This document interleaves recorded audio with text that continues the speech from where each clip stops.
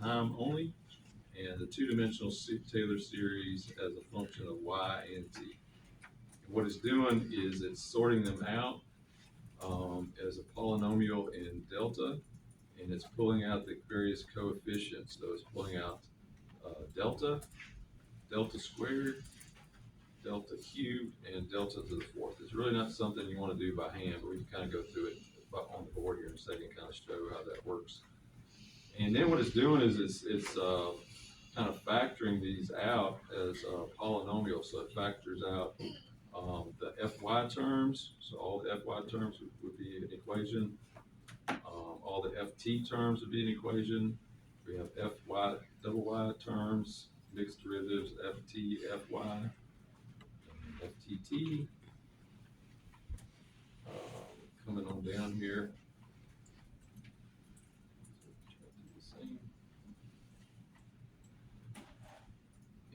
I hear it over this redundancy. So there's that's what we got. So we got 11 equations. That's what there's. There's a pair of equations that are the same. So we got 11 equations and 13 unknowns.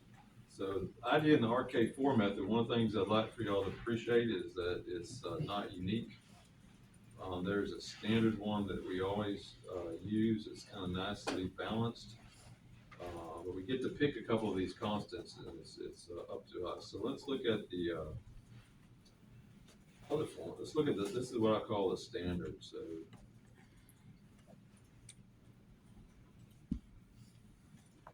okay. And what this does is these are going to be the constants that Runge and Kutta. So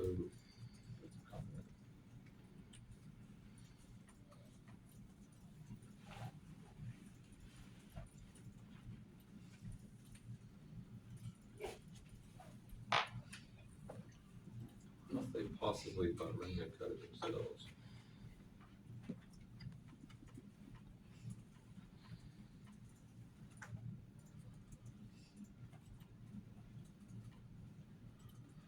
I'm sure they wrote their paper in German, which I don't read anyway, but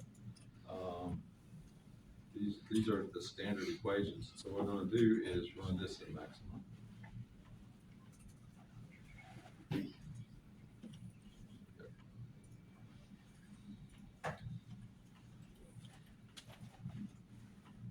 So I want to give you all a little rough idea of how this stuff works. At the end of the day, we really just need to know that it works and how to implement it really.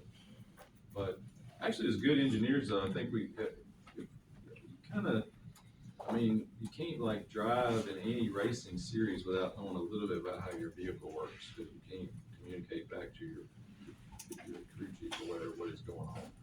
So what it is we got all these equations. If I look at my equation B, for example, equation A,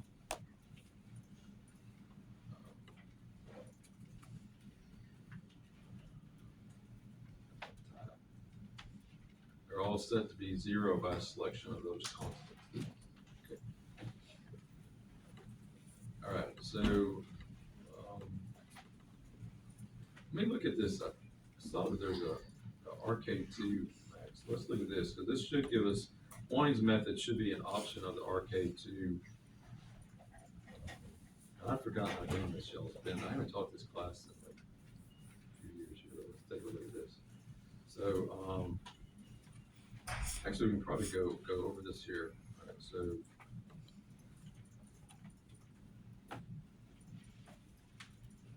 here's perfect. So Horning's method is going to be one particular case that is going to control our error, and it's going to be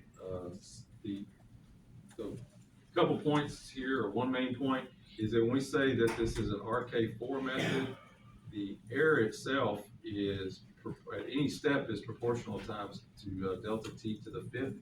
But if I got to solve a problem, how many delta t's do I need to run?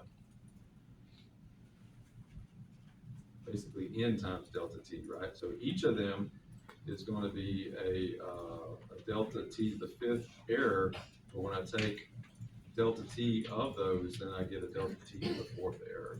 So that's why it's an RK4 method. And if you plot the error versus the time step to the fourth, it's going to make a nice straight line. So that's something I want y'all to do probably next week. But this Hoynes method is going to be an RK kind of 2 method, and it's going to be the error at each step will be a cubic error, but we will need to, once we roll it up, the overall error will be quadratic. Okay, does that make sense? Do this. So let's see if we can kind of gauge how this works in a little bit more detail, because this one's not as bad for the algebra. Okay. All right, so we basically, I could probably like write some of this stuff on the board beside there and kind of make some approximations here. So I can do that. All right. So the RK2 is a lot easier to understand just because the algebra is smaller, but the idea is not any different than understanding what the RK4 is. Let's go through the RK2. I'm glad I found this. All right.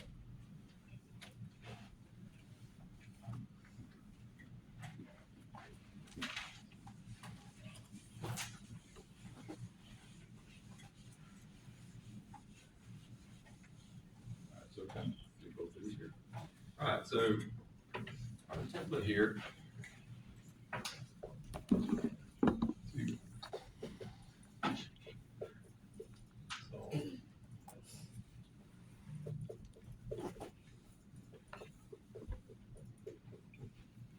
All right, so what we want to do then is we want to come up with a couple of expressions here that make this pan out for us. So if we look at Taylor series,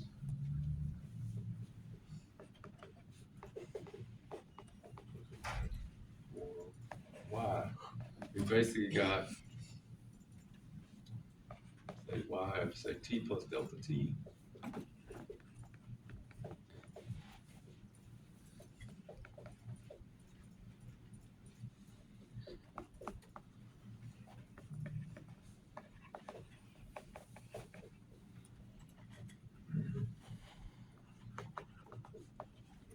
Go on as far as we want.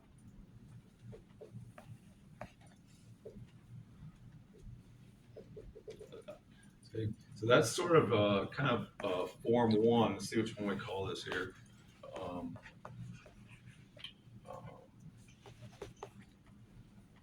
Probably.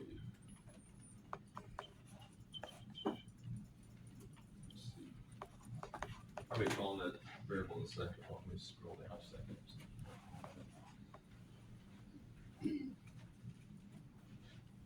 So that's what I'm calling y from I, P. All right, so if we look at this right here, we're going to take this part right here, and this is that one. Okay, so basically this right here is f, we like, and this is basically df dt. So we've got sort of that expression right there then. Okay, and I'm just leaving these as variables. I did call this one f, and I'm calling this y dd. Okay, so this is going to be kind of our term one. This is going to be plus order. The error here will be delta t. Okay, so that's on one hand. Okay, everybody's good on that. That's the Taylor series that y'all learned from y'all's calculus class. Okay. All right, the second one is probably the one that you haven't seen, and that's from multivariate calculus. We can also have Taylor series.